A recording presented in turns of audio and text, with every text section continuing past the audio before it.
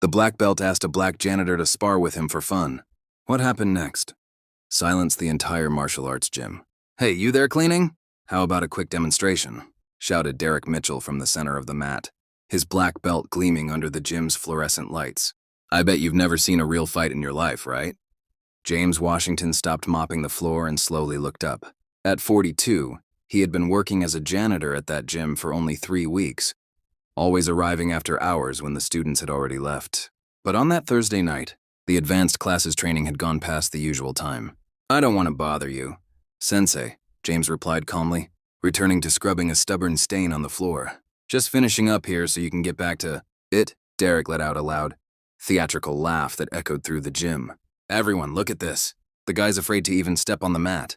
The 8 students present laughed nervously, some clearly uncomfortable with the situation. What Derek didn't know was that James had spent the last 20 years trying to completely forget who he really was. Years since he left the ring after an accident that changed his life forever. 20 years keeping a secret that not even his teenage daughter knew about. Come on, man, Derek continued, approaching him with that arrogant smile he used to intimidate beginners. Just a little demonstration. I bet you don't even know how to do a basic guard. How about showing my students the difference between someone who trains and someone who just cleans? James felt that familiar sensation in his chest, like a dormant muscle being awakened after years of inactivity.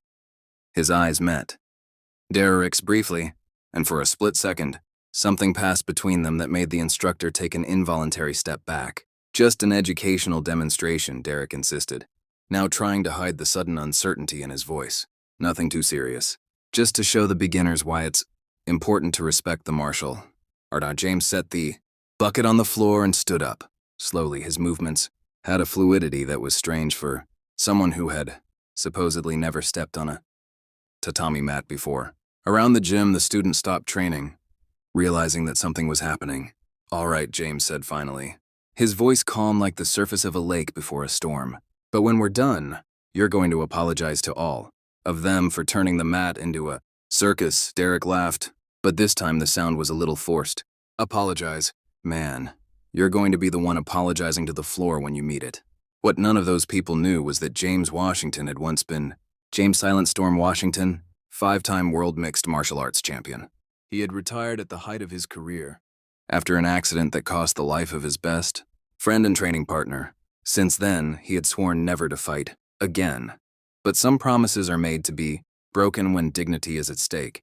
If you're enjoying this story of overcoming adversity and justice, don't forget to subscribe to the channel to find out how a simple moment of prejudice would turn into the most humiliating lesson of Derek Mitchell's life. Derek adjusted his black belt with a theatrical gesture, clearly savoring every second of attention. Everyone gather around. You're about to see a practical demonstration of why there is a hierarchy in the world of martial arts. James watched as the 8 students formed a semicircle around the mat. Some seemed eager for the demonstration, others visibly uncomfortable. A young Asian woman with her hair tied back muttered something to her classmate next to her, who just shook his head in disapproval. Look, everyone, Derek continued, gesturing dramatically. Here we have a perfect example of someone who never understood that there are appropriate places for certain types of people. Elite gyms are not for, well, you know. James felt that familiar twinge in his chest, the same one he had felt 20 years ago, when he heard similar comments about fighters who didn't look like champions. The difference was that now at 42, he had learned to turn anger into fuel for something much more powerful than punches. Sensei Derek, the young Asian woman interrupted timidly. Maybe we can continue our normal training. It's getting late. And Sarah Chun, are you questioning my teaching methodology? Derek cut her off sharply. Sit down and watch. You'll learn more in the next 5 minutes than in a month of conventional training. James noticed how Derek used the girl's full name. A clear demonstration of authority. He also recognized the look of fear in her eyes. The same look he had seen in the mirror 2 decades ago when he woke up in a panic, remembering the accident that took the life of Tony Hammer Rodriguez, his best friend and training partner. Tony had died because of him. It was that simple. A series of punches that James had thrown with excessive force during sparring. Tony fell, hit his head on the floor in a strange way, and never woke up. The investigation concluded that it was an accident, but James knew the truth. He had lost control because of the pressure. And the racist comments from the audience that night So, Janitor, Derek sneered. How about showing my students how to do a basic guard? Or is that too complicated for someone who only knows how to push a mop? Laughter echoed around the gym, but James remained motionless. His eyes closed briefly, and for a moment, he was back in that ring in Las Vegas, hearing the same kinds of comments that preceded the tragedy that changed his life forever. What's the matter? Are you scared? Derek insisted, now circling James like a predator. Or are you just going to stand there? Like a lamppost like you do with a squeegee all day? That was when Derek made his first fatal mistake. He pushed James lightly on the shoulder, a seemingly harmless touch, but one that carried all the arrogance of someone who had never faced real consequences for his actions. James absorbed the push without moving an inch. His feet remained planted on the ground like oak roots, and Derek felt as if he had tried to push a concrete wall. The instructor's arrogant smile faltered for a split second. Interesting, James muttered, more to himself than to Derek. It's been a while since someone tried to provoke me like that. There was something in James' voice that changed the atmosphere. It wasn't threat or anger. It was the frightening calm of someone who had walked through much darker valleys and emerged transformed. Derek, unable to interpret the danger signals, doubled down. Did you hear that, guys? He thinks it's interesting. How about we show him the difference between thinking and knowing? What Derek didn't realize was that every humiliating word and gesture was awakening something in James that had been dormant for 2 decades. Not anger or a thirst for revenge, but something far more dangerous. The crystal clearer memory of who he really was when he stopped hiding. Sarah Chun watched the scene with growing discomfort. There was something about the way the janitor breathed, the way his muscles tensed almost imperceptibly, that reminded her of the documentaries about large predators she watched on the Discovery Channel. The calm before the attack. Last chance, buddy, Derek announced, now clearly irritated by James' lack of response. Either you accept the demonstration like a man, or I call security to escort you out. And guess what? You lose your job too. James opened his eyes slowly. When his gaze met Dirk's, the instructor felt a chill run down his spine, as if he had just awakened a dragon he thought was a harmless lizard. All right, James said finally, his voice low, but laden with an authority that made everyone present fall silent instantly. But when we're done, I want you to explain to your students why you turned a place of learning into a circus of humiliation. Derek laughed, but this time the sound was nervous. Explain, man. You're going to have a lot of explaining to do when you're on the floor. What neither of them knew was that James had spent the last 20 years not only running from his past, but perfecting an emotional control that had transformed his former destructive rage into something much more refined and devastatingly effective. Each new humiliation only fueled a silent strength within him, a cold determination that his former opponents knew well, but that Derek was about to discover in the worst possible way. Derek adjusted his posture, clearly pleased with the respectful silence that had fallen over the gym. His 8 students formed a perfect circle around the mat, some eager for the demonstration, others visibly uncomfortable with the situation unfolding before them. Everyone, you are about to witness a lesson worth more than 6 months of training, Derek announced theatrically, extending his arms like a showman. The difference between those who dedicate their lives to martial arts and those who just well clean the floor, where real fighters walk. James stood motionless, in the center of the mat, but something had changed in his breathing. His eyes closed briefly, and for a moment he was no longer in that gym in Denver. He was back at the National Gymnasium in Las Vegas 22 years ago, hearing identical comments from the audience before his world title fight against Victor the Demolition Man, Petrov. Look at that little black guy. Someone in the stands had shouted that distant night. I bet he won't last 3 rounds against a real fighter. James had won by technical knockout in the 2nd round, but the victory had cost him dearly. The pressure of the racist comments had caused him to lose control during the following sparring session, resulting in the accidental death of Tony Rodriguez. So, Janitor, Derek sneered, now circling James like a predator. How about showing my students how not to do a basic guard? Or is that too complicated for someone who only knows how to push a mop? That's when Sarah Chin couldn't stay silent any longer. The 22-year-old purple belt in jiu-jitsu and master student in sports psychology had spent the last 2 years documenting cases of discrimination in sports for her thesis. What she was witnessing was valuable academic material, but also deeply disturbing. Sensei Derek, she interrupted firmly. Can I ask you a question? Why exactly do you think it's necessary to humiliate someone who is just doing his job? The silence that followed was deafening. Derek slowly turned to Sarah, his eyes narrowing with a mixture of surprise and irritation. "Excuse me, Sarah, but who's teaching the class here?" "You are," she replied calmly. "But that shouldn't include racial humiliation, disguised as a technical demonstration." Several students exchanged nervous glances. No one had ever confronted Derek like this before. The instructor felt his face flush with a mixture of anger and embarrassment. "Racial Derek," laughed Forkley. "This has nothing to do with race. It has to do with respect for the martial art and knowing your place." James opened his eyes. Slowly, there was something in the way Sarah had spoken, in the courage of a young woman standing up to established authority, that reminded him of his younger sister Kesha. She had had that same determination, that same refusal to accept injustice silently. Kesha had died at 17, the victim of a stray bullet during a police confrontation in her neighborhood. James was competing in Japan when he received the news on another person he loved lost, while he pursued glory in distant rings. Another reason to abandon everything and disappear into the simplicity of an anonymous life. Sarah, Derek said in a dangerously low voice, "If you can't respect my teaching methods, maybe you should look for another gym. There are places more suited to people with your mentality." The threat hung in the air like toxic smoke. Sarah felt a chill run down her spine, but she stood her ground. "My tuition is paid, Sensei, and I believe that everyone here deserves a learning environment based on mutual respect, not humiliation." That's when James did something no one expected. He started to smile. It wasn't a nervous or submissive smile.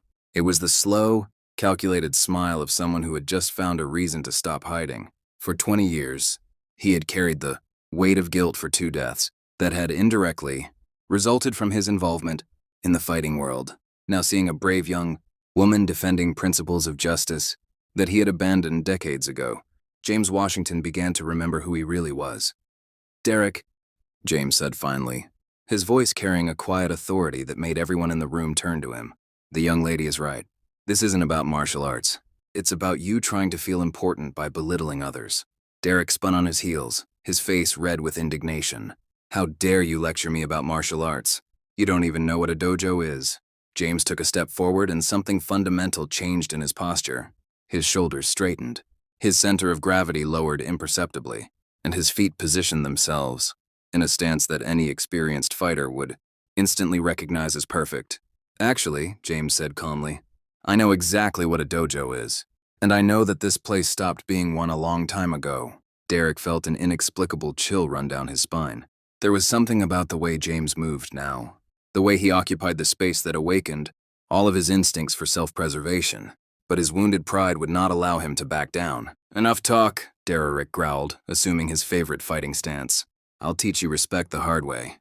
Sarah watched the scene with growing apprehension, but also with professional fascination. She had documented hundreds of hours of sparring and competitions for her research, and something about the way the janitor moved reminded her of the great masters she had studied in historical videos. The economy of movement, the controlled breathing, the calm presence that radiated contained power.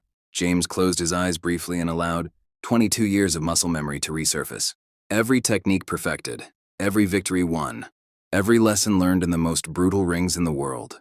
When he opened them again, Derek was looking directly into the eyes of Silent Storm Washington, 5-time world mixed martial arts champion. Last chance to apologize. James offered kindly to her students, and to turn this place back into a learning space.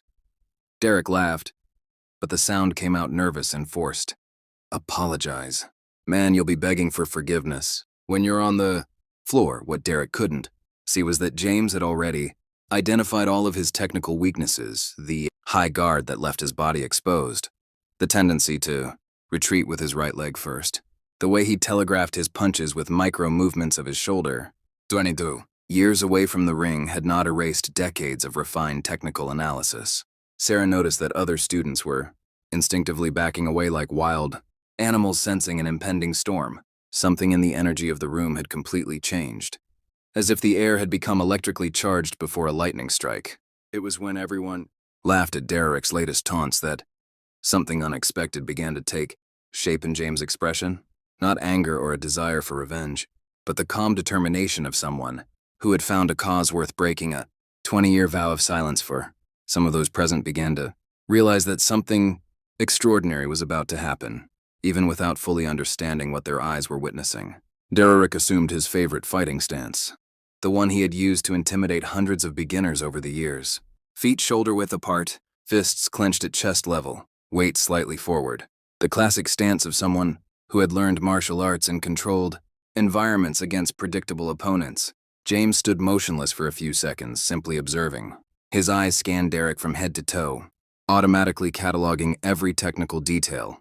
The high guard that left his ribs exposed, the unstable base that compromised his balance, the excessive tension in his shoulders that telegraphed every move before it even began.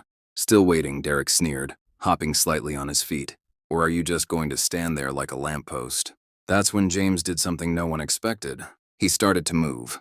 It wasn't a dramatic change, just a subtle repositioning of his feet, a slight lowering of his center of gravity, his shoulders relaxing into a perfectly horizontal line. But to anyone who knew what to look for, the transformation was instantaneous and frightening. Sarah Chin felt a chill run down her spine. During 2 years studying sports biomechanics, she had analyzed hundreds of hours of footage of great fighters. What she had just witnessed was the transition from an ordinary man to a born predator, a change as subtle as it was devastating. Interesting, Derek muttered, his confidence wavering for the first time. There was something about the way James occupied the space. Now that awakened all of his self-preservation instincts. James took a step forward and Derek instinctively backed away. Movement was so involuntary, so primitive that several students noticed, a black belt backing away from a janitor. The power dynamic in the room had completely shifted. Problem? James asked softly, his voice carrying a quiet authority that silenced everyone. Derek felt the blood rush to his cheeks. His reputation was being questioned in front of his own students. He couldn't back down now, even though every fiber of his being was screaming at him to stop and apologize. No problem, Derek replied, forcing a smile. Just admiring your posture. Did someone teach you that on YouTube? The joke fell flat. No one laughed. The tension in the room had become almost palpable. Actually, James said calmly, I learned it at a place called the Las Vegas National Gym. Maybe you've heard of it. Derek frowned. The name sounded familiar, but he couldn't place the reference. Las Vegas. What kind of weekend boot camp did you do there? Sarah Chun discreetly pulled her phone out of her pocket and quickly typed, Las Vegas National Gym Martial Arts. What she found made her blood run cold. This wasn't just any prep course. It was where the world's greatest MMA champions of the last 3 decades had trained. Derek, James continued, his voice still calm. Last chance. Apologize to Sarah for questioning her right to speak. Apologize to your students for turning this place into a circus. And most of all, apologize to yourself for becoming exactly the kind of person that martial arts should teach you not to be. The offer of clemency hung in the air like smoke. Derek could have chosen humility. He could have acknowledged that he had crossed a line. He could have preserved what little dignity he had left. Instead, he attacked. Derek's first punch was technically perfect. A fast, accurate jab, executed exactly as he had learned in the manuals.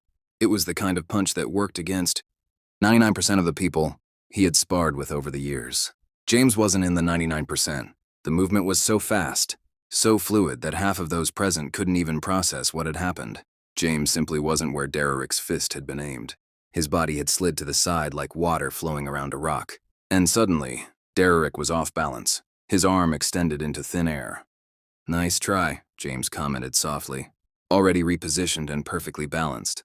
Clean technique, adequate speed, but you telegraphed the move with your right shoulder. Derek spun wildly, trying to locate his opponent. How had someone moved so fast? Beginner's luck, he muttered, more to himself than to James. The second attack came in quick succession. Jab, straight, hook, 3 punches linked together, with the precision of someone who had practiced the combination thousands of times. It was his favorite sequence, the one he used to finish sparring sessions and impress beginners.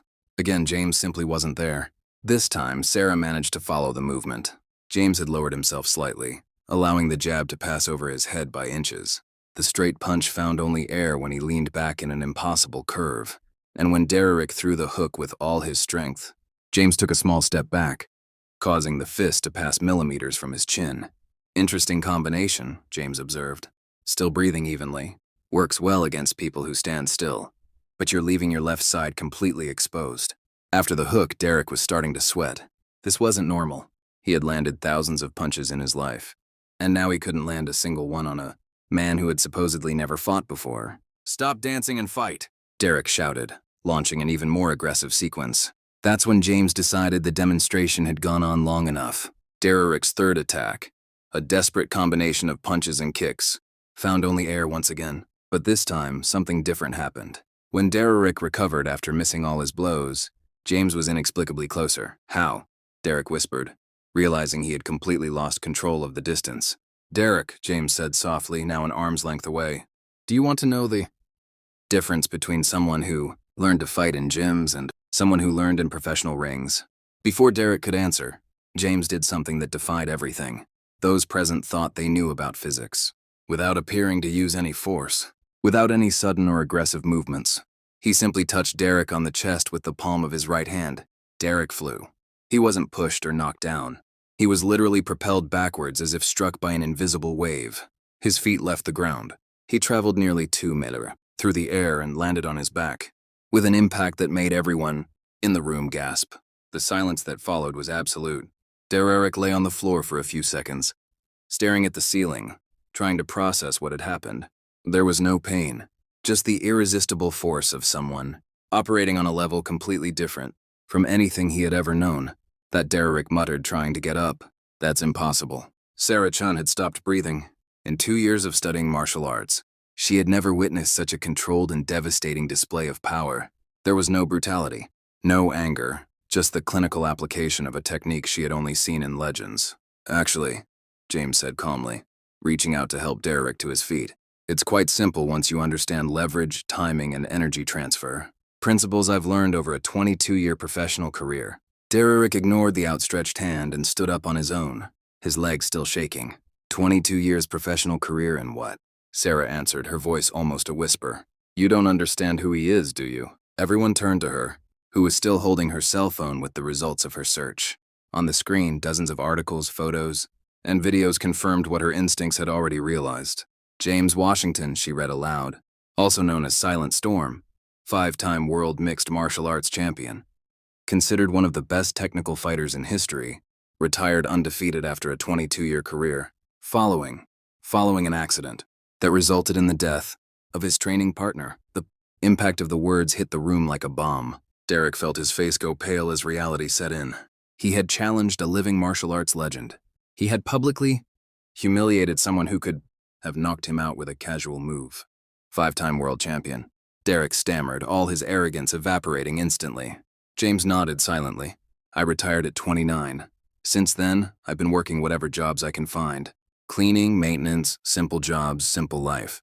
No spotlight, no cameras, no need to prove anything to anyone." The transformation in Derek was instantaneous and painful to watch. The arrogant man was gone, replaced by someone who finally understood the magnitude of his ignorance. "I didn't know," Derek whispered. "If I had known." "If you had known, would you have treated me with respect?" James interrupted gently. "But would you still have humiliated some other janitor? Another worker who had no credentials to defend himself?" The question cut deeper than any physical blow. Derek realized that James had put his finger on the root of his real problem. Not ignorance about his credentials, but the fundamental arrogance that made him believe he could humiliate people based on their professions. Sarah stepped forward, her voice firm. "Sensei Derek, for 2 years, I have trained at this academy out of respect for your experience. But what I witnessed today was not teaching. It was bullying disguised as instruction." Other students began to murmur in agreement. The revelation about James had completely changed everyone's perspective on what they had witnessed. "James," Derek said finally, his voice laden with a humility no one there had ever heard before, "I sincerely apologize to you, to Sarah, to everyone here. I have no excuse for my behavior." James nodded, accepting the apology with the same grace with which he had mastered the physical confrontation. "Appreciated, Derek, but apologies are only the first step. The question is, what are you going to do differently from now on?" Derek looked around the room, seeing his students with new eyes. Some seemed disappointed in his behavior, others clearly reevaluating everything they thought they knew about respect and hierarchy. "I'll change," Derek promised. "It'll take time, but I'll change." That's when Sarah asked a question that surprised everyone. "Mr. Washington, would you consider teaching again? Because I think we could all learn a lot more from someone who understands that true strength comes with responsibility. James smiled, the first genuine smile anyone had seen from him that night. Maybe, but not to teach fighting techniques. To teach something much more important. The respect isn't earned with belts or titles, but with character. As Derek fully absorbed the most humiliating lesson of his life, one question hung in the air. Would one night of humility be enough to transform decades of arrogance? Or would an even deeper change be necessary for true justice to be served? 3 months later, the gym had been completely transformed. James Washington was no longer just the janitor.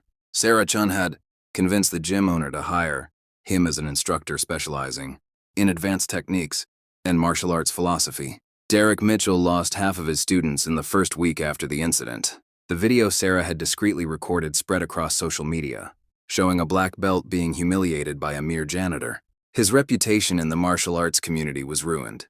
"Sensei James," Sarah said after a class on respect and humility. "Thank you for teaching me that true strength. Doesn't need to be displayed to be recognized," James smiled. "Organizing the equipment. The best lesson I can teach is simple. Never judge someone by their profession or appearance. Everyone carries stories that can surprise us." Derek continued teaching at a smaller gym, but now with a humility forced by public shame. He had learned the hard way that arrogance comes at a price.